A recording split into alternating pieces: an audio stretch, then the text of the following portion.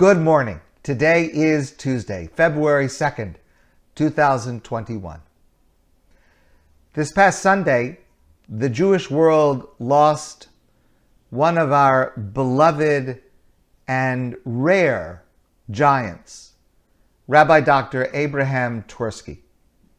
Few individuals have made such a difference in so many different areas of life. So please, there are accolades and tributes and videos all over in every Jewish publication, all over the internet. Please look at them to appreciate this amazing individual. Allow me to share a much too brief tribute of those parts of Dr. Twersky's life that have affected me the most. For most of Dr. Twersky's life, he lived in Pittsburgh. He was a psychiatrist specializing in overcoming drug and alcohol addiction. He advocated AA 12 Steps programs. He wrote extensively about how the 12 steps, which are often associated with a Christian worldview, also reflect genuine Jewish values. And he also advocated that AA meetings and similar meetings should take place within Jewish places in order to make it easier for Jews to avail themselves of this important tool in overcoming addiction. For many years, I've had the privilege to be a rabbinic resource for JACS, which is an organization that stands for, the name is a little unwieldy, Jewish Alcoholics and Chemical Dependents and Significant Others. But it's known as JACS. It's kind of a Jewish AA. That's an oversimplification, but that's kind of what it is. I've had the privilege to host their meetings in shul, both here in Montreal and before coming here in New Haven. And I've had the opportunity to be a regular speaker at those meetings about 12 steps. And usually at each of the meetings, we would take one of the steps and discuss them. And I would discuss one of the steps at each meeting from a Torah point of view, usually relying on Dr. Twersky's writings and insights. Just to give you a little bit of insight to the manifold aspects of his amazing personality. So it once happened, someone told him that a certain great rabbi in Israel, I don't need to mention his name, but a great rabbi in Israel criticized the 12 Steps program as being Christian and not appropriate for Jews. And of course, Dr. Twersky devoted his life to oppose that view. So someone told him about this statement that this famous rabbi in Israel had made, and they asked him what he was going to do about it. And he said, right now I'm angry, so I'm not going to do anything. Just an amazing and wonderful piece of advice in every area of life. One of the areas of his focus in treating addiction was the importance of self-esteem. He wrote,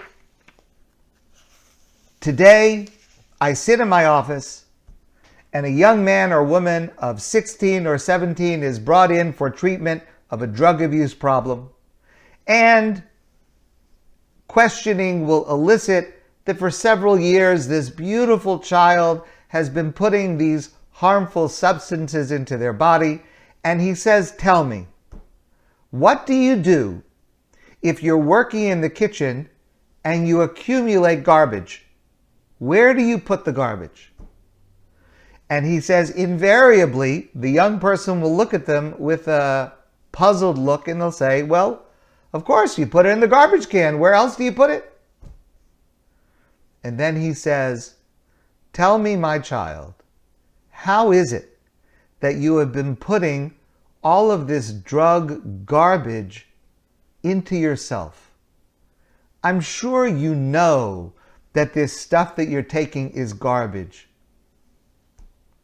And he writes, it has never yet failed. The tears well up, and these lovely children tell me that they had never felt good about themselves. Essentially, they saw nothing inappropriate with introducing garbage into their systems because their perception of themselves was distorted and deflated. They thought of themselves as trash cans. Now, in addition to the area of drug addiction and other addictions, he applied this concept in the area of parenting, about which he also wrote extensively. And one of the things that he wrote, he talked about his father and the way that he himself was raised. And he talked about the fact that he was raised in a rabbinic family. The Twerski family is one of the most illustrious rabbinic families in the world for many, many generations and many, many branches of the family. It's an incredible family. And he wrote about, as a little boy, when he would do something wrong and his father would disapprove. And his father would say to him, "Es passt nicht," which means it's not fitting for you. And he writes, as an adult looking back as a child, he writes about how wise that approach of discipline is, because es passt nicht means you're too good for that. It's the opposite of a put down. It's the opposite of a criticism. It's to say, you are so beautiful and so holy, this is just not worthy of you.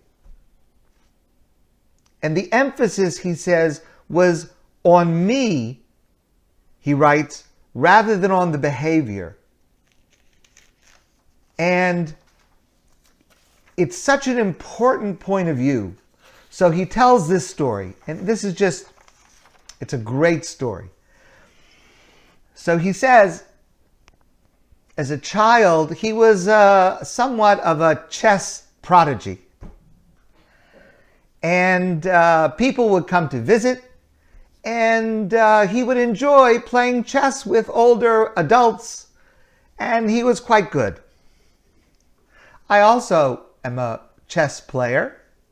I regularly lose all the games that I play, starting with my 12-year-old grandson, which I lose every game. But Dr. Twerski was much, much better. So he tells the following story. It once happened that over Rosh Hashanah, they had a guest who was a rabbi and stayed with them over Rosh Hashanah. And on the afternoon of Rosh Hashanah, it was quiet. It was after davening, after they ate, before they went back to shul for mincha. So the rabbi, the guest, said to this little boy, Abraham Twersky, said, "Would you like to play a game of chess?" So the little boy, Abraham Avram, Dr. Torah said, maybe it's not the right thing. Rosh Hashanah, it's, chess. It's. So the rabbi said, no, it's okay. It's permitted. It's okay. We'll play. So they played a game of chess. And he won the game. That evening, the night of the second night of Rosh Hashanah, his father said to him, "I want you to come into my study." He came into the study, and his father was looking in a sefer, was learning, was reading, and he stood silently for a couple of minutes, And finally, his father looked at him and he said, "You played chess on Rosh Hashanah?" So he said, "Yes, the rabbi who was our guest said it was okay." And his father looked down at his Sefer, at his Gemara. He didn't say a word. He just nodded his head. And it's correct according to the letter of the law that it is permissible to play chess on Rosh Hashanah. But it's pasnished. It's not really the way that a spiritual Jew should spend that day.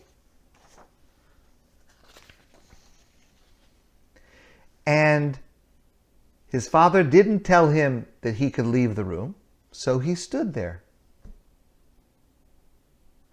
And he writes, "The remorse that I felt during those moments was more profound than any beating or shouting or anything else could have felt to me. And I resolved at that moment I would never again violate the holiness of such a day, even if it was technically permissible." And then a few minutes went by in silence, and then his father looked at him with a twinkle in his eye, and he said to him, "But you won the game, right?" And as an adult, looking back at that scene, he writes that it could not have been orchestrated more perfectly, because he had done something wrong as a boy, and he was held accountable by his father, and it was done in a way that he himself regretted what he had done.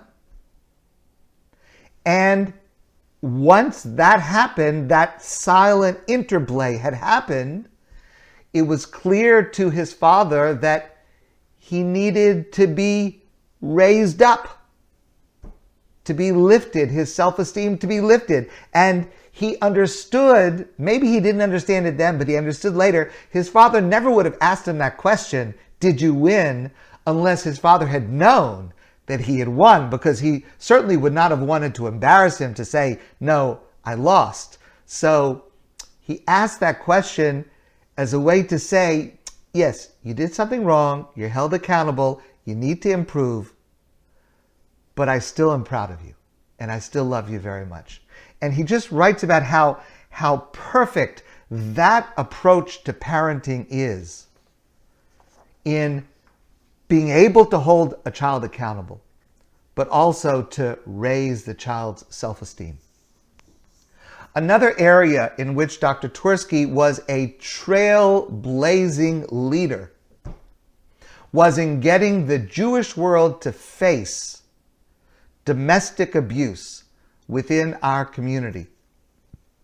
He was the featured speaker at what I believe, to the best of my knowledge, was the first conference for Orthodox rabbis that honestly and boldly faced the fact that the rate of domestic abuse, physical abuse, verbal abuse, psychological abuse, controlling behavior, every facet of domestic abuse, that the rate exists within our community, within the Orthodox world, to the exact same extent as it exists in every other community, every religion, every socioeconomic level, every level of education. It's across the board. And it's horrifying. Many others refused to even believe or consider such a possibility existing within among religious Jews. I mean, how could such a thing exist? Just as so many rejected the possibility, the idea that there's drug and alcohol abuse within our community. I was present at that meeting.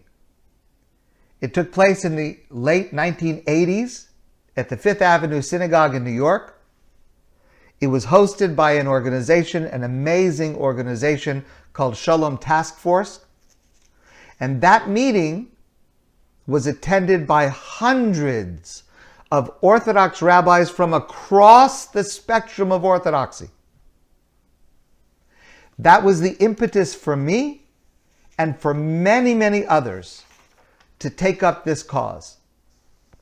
My involvement in Ober Shalom, other efforts going back over 35 years to counter domestic abuse, to counsel individuals, to speak about it, to be involved with organizations working against it, like so many other rabbis, is largely due to Dr. Twersky. And he was a brilliant teacher of Torah in every area of Torah. He wrote important works on the weekly Torah portion, a very important work on prayer, many, many, many other works of pure Torah commentary. He is one of the scholars I have quoted most often throughout my career. I urge you, read his books. First of all, that'll take you a long time because he wrote, many dozens of books. Watch his videos on the internet. They are so filled with wisdom and insight and sensitivity. Let me just share with you, very briefly, a few of my favorite of his books that have made a difference in my life. I know I'm doing this quickly, but if you want to contact me by email, I'm happy to follow up. So, Caution, Kindness Can Be Dangerous to the Alcoholic is one of his important works on the subject of alcoholism and combating it from a Torah point of view. One of my all-time favorites, I quote so often, a work called Generation to Generation, which is kind of a memoir. It's a collection of stories about his life, about his family. Amazing, amazing stories. I strongly recommend it. One of the most important works that he wrote, The Shame Born in Silence. This is perhaps the classic work on the subject of domestic abuse within the Jewish world. And it is very powerful with what to look for as warning signs, how to recognize what's going on, and how to help combat it. A very important work that I have tried to implement. I will not say that I was successful in implementing, but I certainly tried to. Positive Parenting, a work that he wrote together with Dr. Ursula Schwartz, a very important work on parenting. This is one of the areas of Torah learning that I've gained from the most, Living Each Week. It has essays on every Torah portion. Every one of them is profound, practical, applicable to our daily lives. And you have heard, if you've listened to me, you've heard a lot of this which I've quoted from him, but it is a wonderful work. It's very, very worthwhile. It would be one of the best works on the weekly Torah portion to study on a regular basis. And he wrote a Haggadah, From Bondage to Freedom. Also, this has a place of honor at our Seder every year. We quote from it every year. Important, practical insights that really make you into a better person. Of course, the best work by Dr. Twersky is whichever one you can get your hands on first. So I urge you to please try to learn more about him and from him. Let me conclude with two quotes. I shared this with many of you last year before Pesach when it was so needed by so many of us. And the truth of this is still with us now every single day. And I have shared this quote, but I've shared the idea in so many different ways, and I will continue to do so because it is an essential message. He wrote, according to Jewish law, at the Pesach Seder on Passover, at the Seder night, even if a person is old and totally alone, one must begin the Seder with asking Manishtana, the 4 questions. Normally, at a Seder, the children will ask Manishtana 4 questions and the adults will answer the question. But what if you're alone? What if you're by yourself? So Jewish law says, even if you're alone, you have to ask the 4 questions. And he writes, ask of whom? And he writes, God. Of course. We are never alone without God.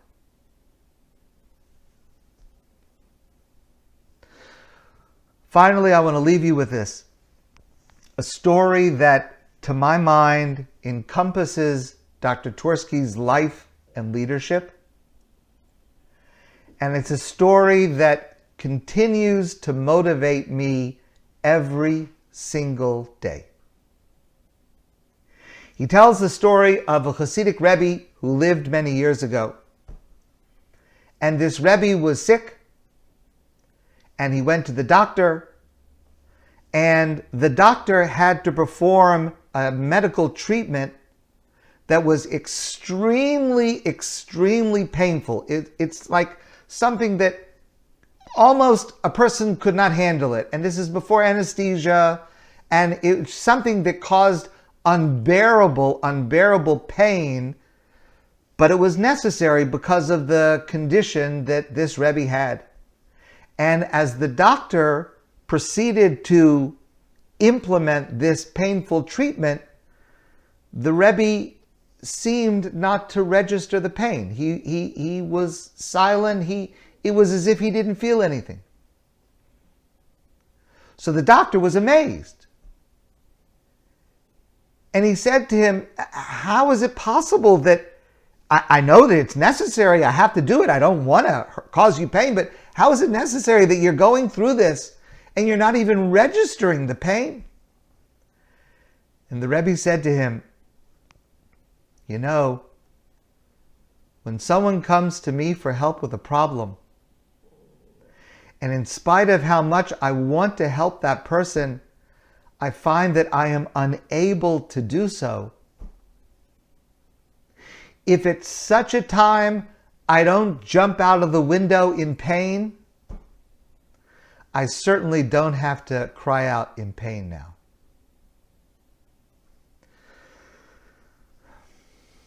That's what leadership should be. And that is what Dr. Twersky embodied.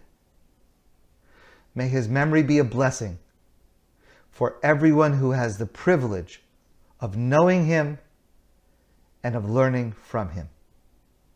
My friends, I wish you a good day, and I look forward to seeing you soon in person. So would you mind if I do this for a second? I meant to include this actually. I saw this on the internet yesterday. Me too. I would not have believed it unless I saw the video of he himself saying this.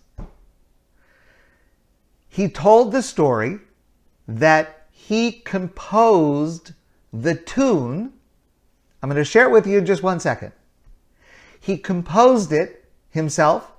He sang it at, I think he said, his cousin or his nephew's wedding, a family wedding a few days later. It caught on, and everybody else claims, Breslov claims it's a Breslov melody, and Chabad claims it's Chabad. But here it is. Hoshia es amecha, uvarech es nachlasecha, Ureim, ureim, ureim, ureim v'nasem ad halam. That's Dr. Twerski. He wrote that. He composed the music. All of us sing it every year, all the time. And he composed it. Yeah, I would not have believed that unless I saw he himself saying it on the video.